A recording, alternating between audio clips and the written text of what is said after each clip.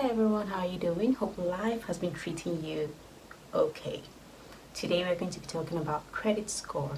What is a credit score?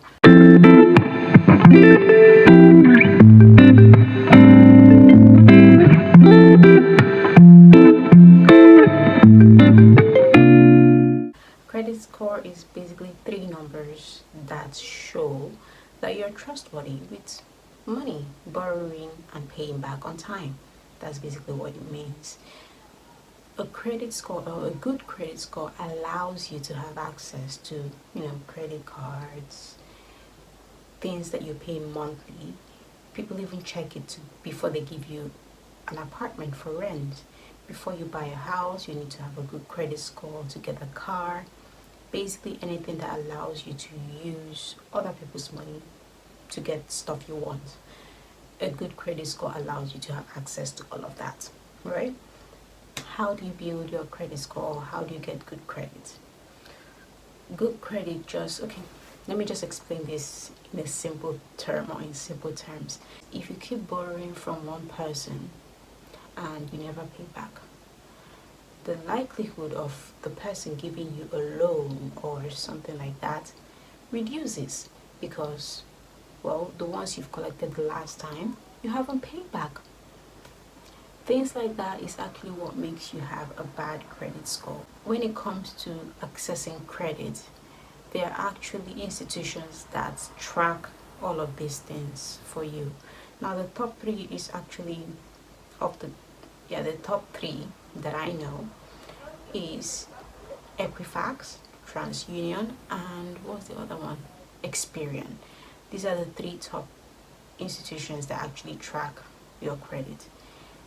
So anything that you do with your name, your date of birth, and your address, and obviously your bank accounts, gets reported to the credit agencies. Now, these credit agencies, they keep generating your reports. So anytime you go and get, let's say, a phone on finance, right? That particular person or the particular company you got the phone from will report to the credit agency that you are owing them so and so amount, and it gets stored there, and for every time you pay on time, your credit score goes up. Now, how do you even go about starting to build this credit? So now when you get into any country that uses or that counts credit score, first thing you're going to do is actually register to all those credit institutions. You register to Experian and the rest. Your banks or the bank that you actually eventually open can provide you with your credit score, right? But if you want to take everything in control, to actually see how everything works, like to track it bit by bit, you can actually go ahead and register to the companies I mentioned: Experian, TransUnion, and Equifax, right? They have an online, well, some of them have an app, but I use their website, so you can just go and sign up. You're going to be asked to fill a form. The form basically comprises of your address, where you've lived, how many bills you're paying, if people are dependent on you, how much your household makes. Some people just ask how much you make. Some ask your household, what is your household income, right? And all of these things is just to have an idea how much money you receive or how much money you have. And then they actually go ahead and ask how many people you're owing. By people, I don't mean individuals. I mean like places you've collected personal loans, if you're on a contract, if you're on a phone contract and stuff like that. If you have a broadband, they ask you stuff like that, right? Basically, they want to find out how many direct debits you pay monthly. So that would actually help them, track that, okay, you pay for your Wi-Fi every 14th of the month, or you pay for your phone, your internet, you pay for your phone every 30th of the month and you pay it on time, so they can be able to backtrack that and help you start building, your score, right? So that's basically how they go about it. But obviously they won't come and do it for you, and your banks won't even go ahead and do it for you. They just have a rough estimate, because imagine if you have multiple banks, they won't, like, all those individual banks won't go ahead and say, okay, this person needs a credit score. So many people out there, they have bank accounts, they pay their bills, but they don't have a credit score, right? So yeah, so the first thing you have to do is actually to register to start building your credit score. Now, if you're in the UK, you actually have to register to vote. Registering to vote, it doesn't really have that high impact in making your credit score increase, but it helps, to show that you are in a particular address, and you're in the community. So basically, I don't know how that voting part, registering to vote, I don't know the thing behind the fact that it actually helps, but it helps. So you can just register to vote. Don't worry, all the links I'm actually talking about, I'll drop them in the description so that you can have access to it and do it for yourself. You have, aside from registering, that would be number 1. Number 2 would register to vote. Now, number 3 would actually be to put things on direct debit. Now, if you haven't had things in direct debit, you need to consider having it done. So things like I said before, your phones, your broadband bills, try and have that in direct debit. Even if you pay it, even though you know that you need to pay it at so amount, it's just having a direct debit just makes it easier for you to build up your credit, because as you're paying it on time, your credit score keeps increasing. So just try as much as possible to link everything that you need to pay, make it a direct debit. Now, unfortunately, having or paying your rent doesn't actually boost your credit score for you, except you use third-party financial apps to make sure that your rent counts to your credit score. Because actually, that's one of the major things that even I myself, I'm like, why even the highest thing I paid doesn't count to my credit score, and that sucks. Until, please, this is not an ad, this is just something that has helped me to build my credit score, right? Now, an example of a financial app or third-party financial app you can use is Logbox.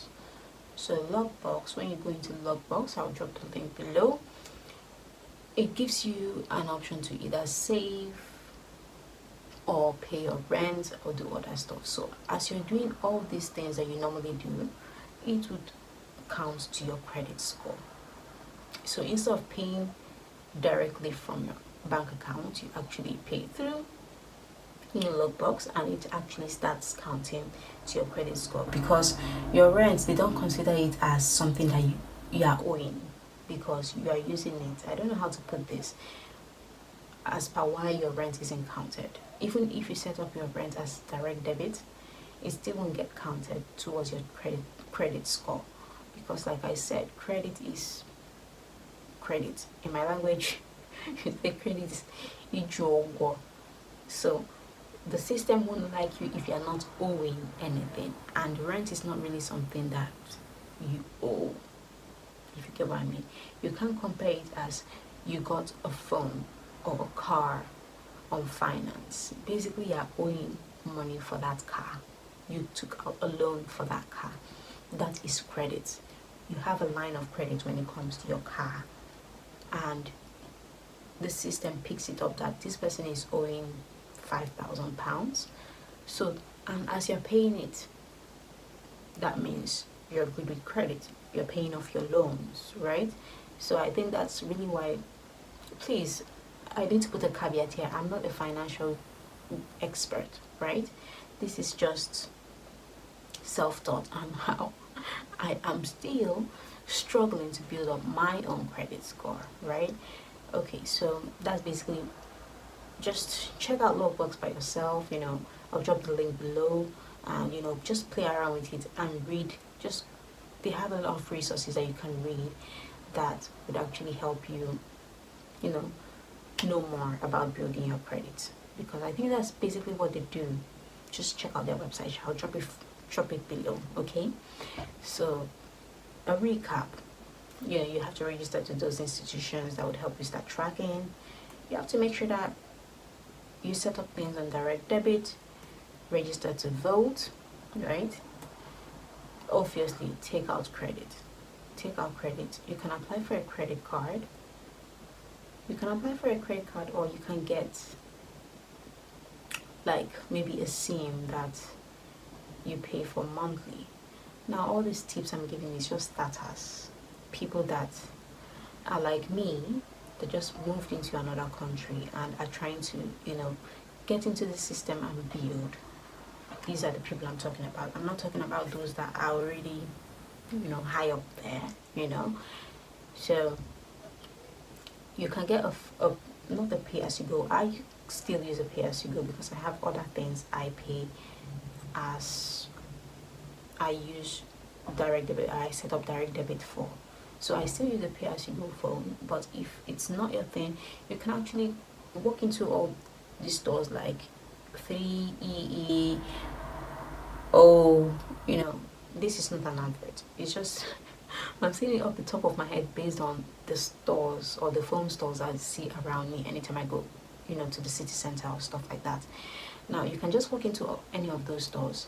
It's very quick and easy to get a number or a line that you can actually start paying monthly for, right? So you can just switch out. You can still use your own provider. You can just call them up and say, okay, you want to do a monthly. You want to pay monthly instead of pay as you go, right? And once they set that up, that will start counting towards your credit. So remember, anything that would make you borrow money and pay it on time builds up your credit. So mind you, this is quite delicate because you think that the money you borrow is not your money. So it's quite easy to forget to pay it back. Now that is a slippery slope, because once you start borrowing money and not paying back on time and even forgetting to pay, these things generate interest, right? And a lot of late fees, which would end up accumulating higher than what you originally took out loan for or took out money for, right? So it's a slippery slope. Do not start something that you can't finish. So the reason I even mentioned just get a SIM, a SIM that you pay monthly, is that these SIMs you may not pay up to £30. Well, approximately the highest you could pay for a SIM only plan should be £30 monthly, right? If you cannot afford to pay £30 monthly, you can just pick something your size. If you can say, okay, I can afford to pay £15 to somebody consistently every month, go for the £15 plan. Don't say, okay, this is free money. Maybe you went into the store and they now enticed you. Their salesperson is like, oh, you can get this iPhone 15 for £50 monthly. And you're like, £50 only? And then you take it. And then the total cost of the iPhone is like maybe £1,200, right? Which you're meant to pay for, let's say, 2 years. And you start paying month 1, month 2, everything is fine. Oh, you have the new iPhone. And then month 3, you can no longer be able to afford to pay £50 or spare £50 every month. Guess what happens to your credit score? Because for every time you take out something, like I said earlier, it gets reported to your file. Yeah, so you have a file, my dears. You have a file. For every time you take out loan, it gets your file gets updated for all the people you're owing, all the institutions you're owing. It gets updated there. Now, before we continue, please do not forget to subscribe to this channel like this video, because why am I saying this? Because I want to get monetized on YouTube this year. Okay, so please help me out. Okay, help my dreams come true. So please subscribe, share this video with someone that you think might want to start building their credit score up this year, and of course drop me a comment, tell me how you like it, tell me your thoughts. Okay, now let's proceed to the gist that we've been gisting. Okay, so please, I was saying, do not start what you can't finish, because it will do more harm than good. Because having a bad credit score is worse than having no credit. So a lender would likely give you credit if you do not have a credit score than if you have bad credit. You get? Because like a fresh person would be shown more advantage than someone that has been in the system but is owing a lot, doesn't pay on time, owes, and stuff like that. So they would favor you more if you do not have any credit at all, no credit history, than if you have bad credit. So if you are starting this journey of, building your credit, maybe you're thinking of getting a house in the next few months or in the next few years, you're thinking of starting a mortgage, then you need to start building your credit score. Okay, so remember, once you start, be consistent with it. So do not pick what you cannot sustain. Okay, that's my advice for you today. Now, is there any other tips? Do you know of any other sites, anywhere that we can visit, or any other thing that we can do to boost our credit score? Please drop it for us in the comment section. We would love to read. I mean, I'm not speaking for myself alone. Okay, since I am also trying to build my credit score, please drop the tips that you have already worked for you. Please drop them for me in the comments, or you can message me. Okay, I would like to read more and gain more knowledge of how to, because we're trying to build our credit to be able to access, low interest rates when it comes to mortgage and stuff like that. Okay, now I hope you enjoyed this video and it was quite helpful for you, especially in your phase of life right now, which might be similar to mine, but I hope it was helpful for you. And yeah, I'll see you in my next video or in my shorts. Okay, if you're not watching the shorts, you're missing out. So just go and browse around my channel. Okay, and I know something is going to make you smile, or you're going to learn something. Okay, and that will be all for this video. Until next time, do enjoy the rest of your day. Okay.